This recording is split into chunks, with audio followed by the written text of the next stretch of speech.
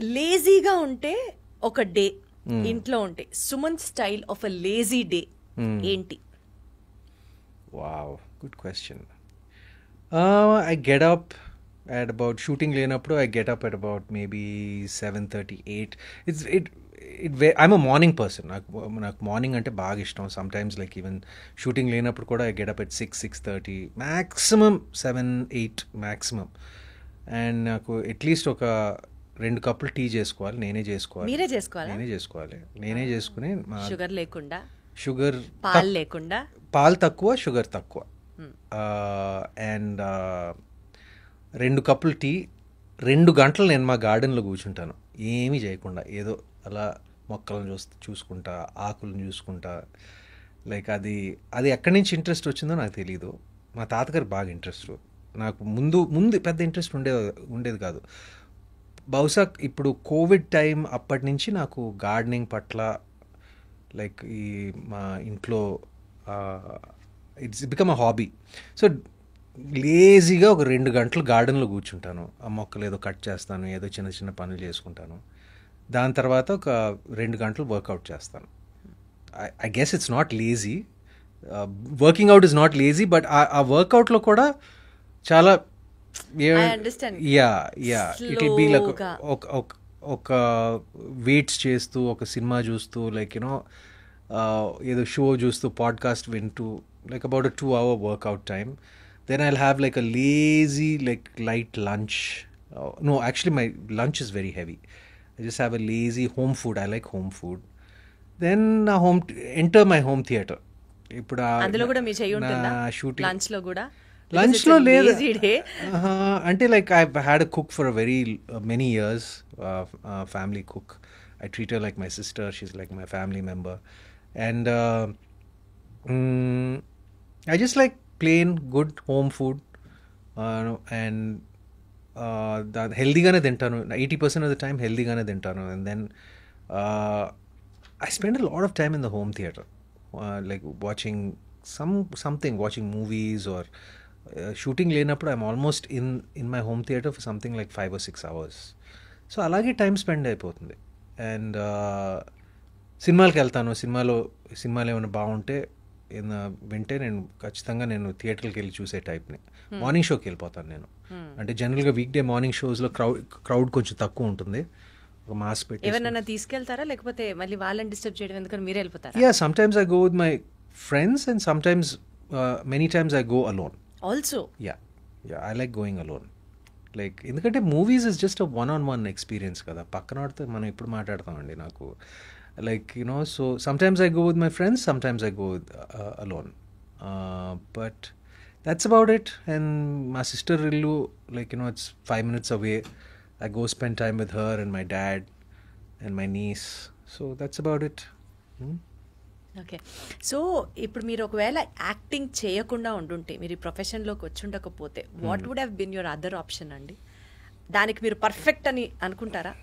What would have been that? Something in the film business andi, something in the film business. Either studio lo bausa I would be working in the studio in some capacity. Production gaani vachu, lepothe film school lo maaku film school code undi, maybe something in the film school. It would have been something in the administration side or the production side, something in our studio. Okay. For sure. So ఇప్పటి నుంచి మనం అడిగే questions rapid fire లాగా అనుకుందాము. And వీలైతే one word చెప్పడానికి try చేయండి. అది ఇంట్రెస్టింగ్ అనిపిస్తే నేను మళ్ళీ అడుగుతాను. ముందరే చెప్పేసాను మీకు దాని గురించి ఎక్స్టెన్షన్. ఓకే.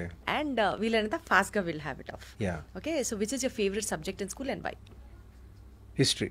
ఎందుకు? Just interesting. అంటే హిస్టరీ ఇంట్రెస్టింగ్ అంతే. ఓకే. ఎప్పుడన్నా స్కూల్ని బంక్ చేశారా మీరు? బంక్ చేసి బయటికి వెళ్ళడాలు, ఫ్రెండ్స్తో సినిమాలకి వెళ్ళడాలు లాంటి పనులు ఏమన్నా చేశారా? Yeah of course. అది చేయకపోతే ఎలాగా? ఏ సినిమా బంక్ కొట్టి వెళ్ళారు స్కూల్? ఎక్కువ బంక్ కొట్టి చూసిన సినిమా మా మామయ్యది గీతాంజలి అనుకుంటా. గీతాంజలి అండ్ శివ. తెలిసిందా ఇంట్లో అప్పుడేమన్నా? తెలిసేలాగా ఎందుకు బంక్ కొడతా ఉంటారా? మా సినిమాలే చూస్తున్నారు కదా అని బహుశా పట్టించుకునేవాళ్ళు కాదేమో. నాకు నిజంగా తెలియదు బంక్ కొడుతున్నాం అనేది. అంటే ప్లాన్ ఏంటంటే అప్పుడప్పుడు బంక్ కొట్టాలి. అంటే రెగ్యులర్ నేను అప్పుడప్పుడు బంక్ కొట్టే టైప్ని. రెగ్యులర్గా బంక్ కొడితే అది పేరెంట్స్కి వెళ్తుంది ఆ న్యూస్. అప్పుడప్పుడు బంక్ కొడితే లైక్ తెలియదు కదండి, నో ప్రాబ్లం. ఓకే, సో మీకు వచ్చినటువంటి ఒక ఫన్నీయెస్ట్ పనిష్మెంట్ ఏమన్నా గుర్తుందా?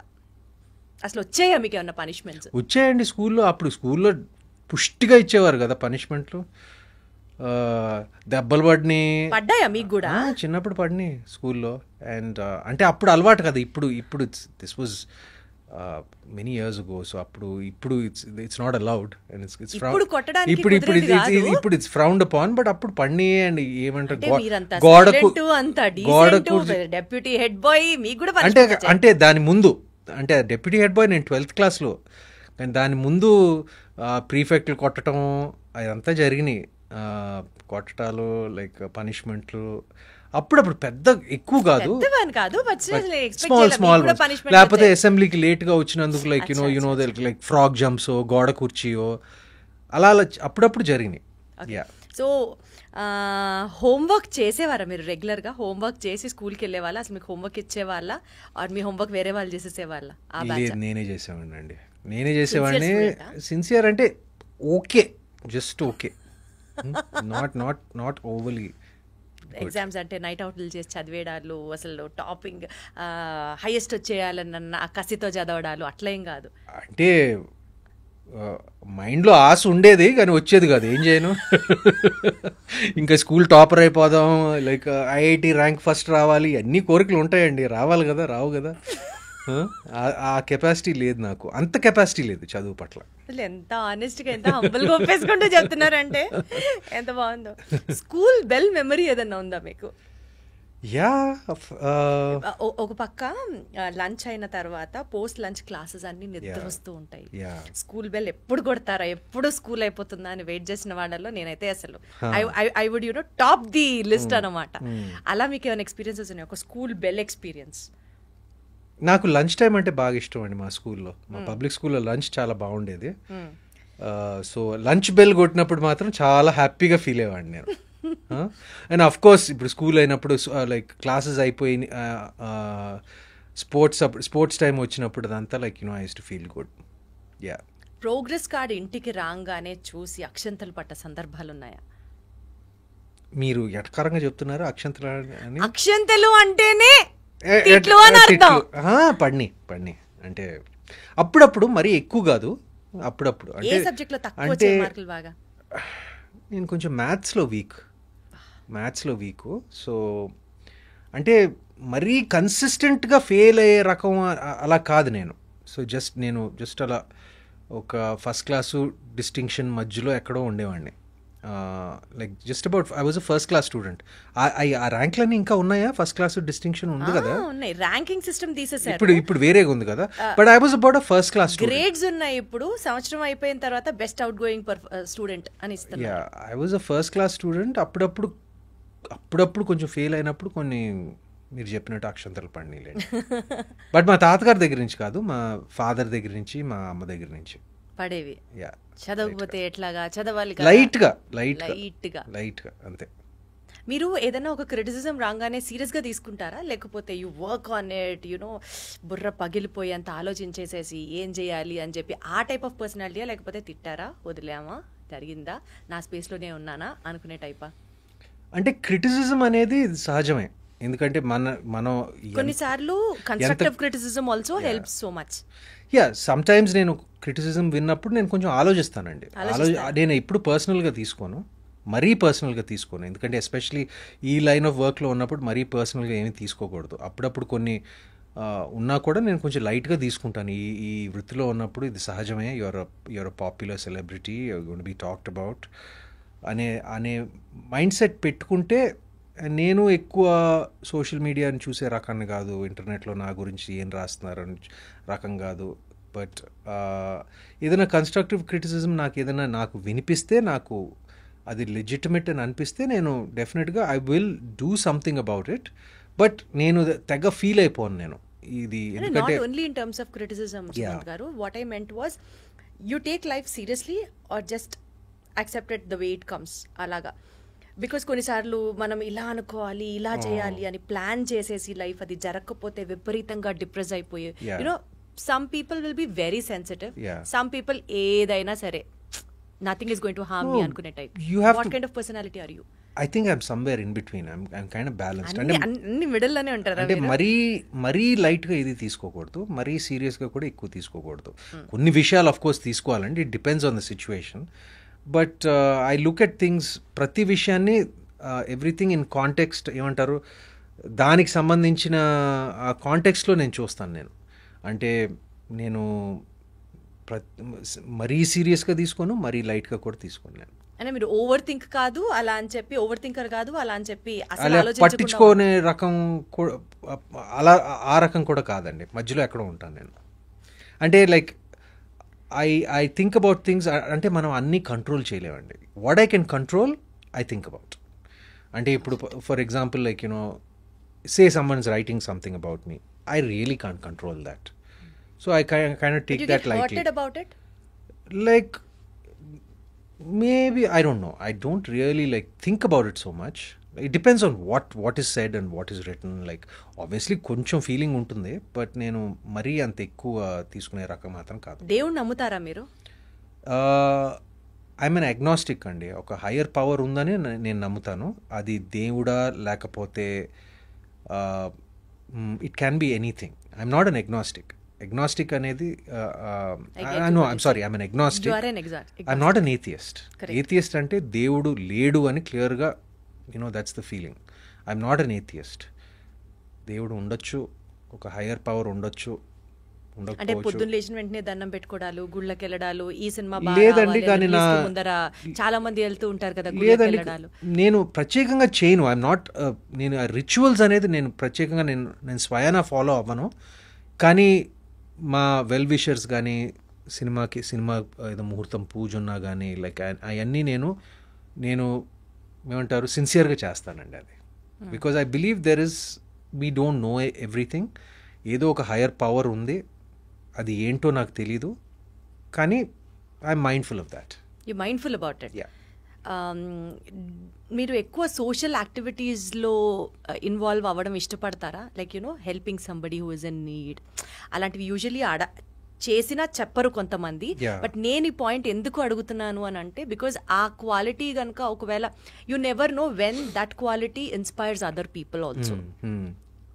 యూ బిలీవ్ ఇన్ దట్ అని అడుగుతున్నా. I do to the best of my ability అండి. అంటే అన్నిటికీ చేయలేము, కానీ whatever opportunity comes my way నేను I definitely do what I can.